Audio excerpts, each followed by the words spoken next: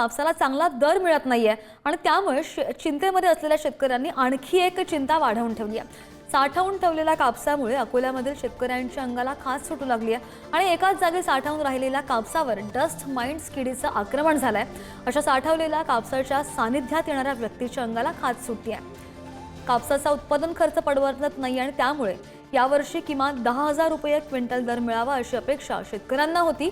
February संपत आला तरी सुद्धा कापसाला चांगला दर मिळालेला नाहीये आणि त्यामुळे अनेक शेतकऱ्यांनी अद्यापही कापूस विकलेला नाहीये। आता या कापसाने शेतकरी कुटुंबामध्ये खाजेचा आजार पसरला आणि यामध्ये अंगावर बारीक पुरळ सुद्धा उठताना पाहायला मिळत आहे।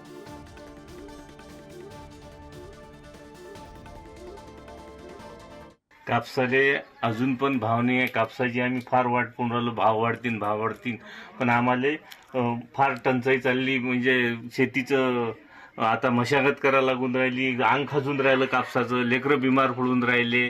तरी पण कापसाचे भाव आज 7,000 रुपये आहे, पण 7,000 1,000-1,200 रुपये तर वेचाईच गेली। वेचाई जाऊन आणणे नेणे हा 5,000-5,500 रुपये भाव पडून राहिला कापसाचा।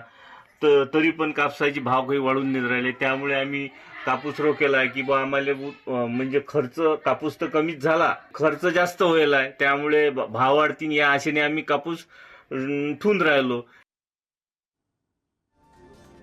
आपण पाहतोय दर नाहीत त्यामुळे शेतकऱ्यांनी हा कापूस खरीच साठवून ठेवलेला होता। मात्र या कापसावर किडींचं आक्रमण झाल्यानं आता या शेतकऱ्यांच्या अंगाला खास सुटताना पाहायला मिळते आणि त्यामुळे आता दर नसल्यानं शेतकऱ्यांनी हा कापूस खरीच ठेवलेला होता। अधिकची माहिती घेत आमचे प्रतिनिधी जयेश गावंडे आपल्या सोबत आहेत। जयेश, पहिलेच कापसाला दर नाहीये, त्यामुळे ही जी साठवणूक करून ठेवली होती कापसाची, त्यामुळे आता शेतकऱ्यांच्या आणि सामान्य नागरिकांच्या अडचणी कशा वाढतायत? तसं जर पाहिलं तर हे दरवर्षीचीच परिस्थिती आहे। दरवाढीची शेतकऱ्यांना अपेक्षा असते, कारण की मोठा उत्पादन खर्च कापसाला असतो आणि या उत्पादन खर्चातून नफा मिळावा यासाठी शेतकऱ्यांना आशा असते, चांगला कापसाला भाव मिळावा।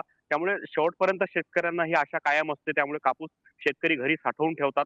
मात्र साठवून ठेवलेल्या कापसापासून आता शेतकऱ्यांना त्रास व्हायला लागला आहे आणि या कापसापासून शेतकऱ्यांच्या अंगावर जे आहेत ते त्वचेचे आजार व्हायला सुरुवात झाली आहे आणि शेतकऱ्यांना याचा मोठा त्रास, म्हणजे शेतकऱ्यांच्या कुटुंबातील सदस्यांना याचा मोठा त्रास व्हायला लागला आहे।